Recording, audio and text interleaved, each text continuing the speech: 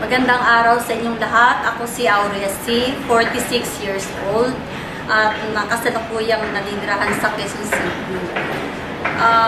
Nais ko lamang pong ibahagi sa inyo ang aking naging napakagandang karanasan sa paggamit ko po ng C24/7 na produkto ng AIM Global.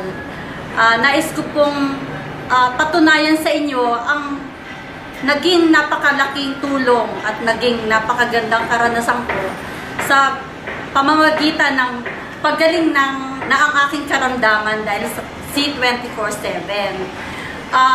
Noong pong 2001, ako po ay nagkasakit ng aortic dissection. At ako po ay binigyan ng napakaraming gamot magmula nung taon na yon. At ako po ay na-stroke din po noong 2010. Na kalahati po ng katawan ko ang hindi na maigalaw at ako po ay tinaningan na ng 12 oras sapagkat ang akin daw pong kulay ay nababago na at wala na raw pong lunas ang aking karamdaman. At ako po ay nagpapasalamat sapagkat ako po ay nagkaroon ng magandang pagkakataon na ako ay maging bahagi ng kumpanyang ito at ako ay nakagamit ng C24/7 at ako ay nakakapagpatunay pa at nakapagsasalita pa sa inyo sa mga sandali ito. Kung kaya't noong pong nakaraang mga taon, ako po ay tamlay at tunay na nawawala na ng pag-asa sa aking paggaling sapagkat akala ko po ay wala na pong lunas ang aking karamdaman at ako ay magiging baldado na sa aking buong buhay.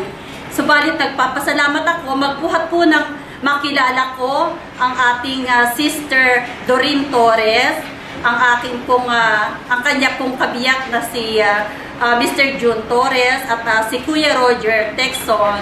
Sila po ang mga instrumento na ginamit ng ating Panginoon upang makilala ko ang C24/7 at magmula po ng gumamit ako ng gamot na ito ay tunay po na napakalaki ng pagbabago na napansin ng aking mga kamag-anak, ng lahat ng mga tao sa aking kapaligiran na tunay naging aktibo ang aking pangangatawan at ako ay naging masigla at nakita nila ang napakalaking pagbabago at resulta ng aking pag-inom ng gamot na ito.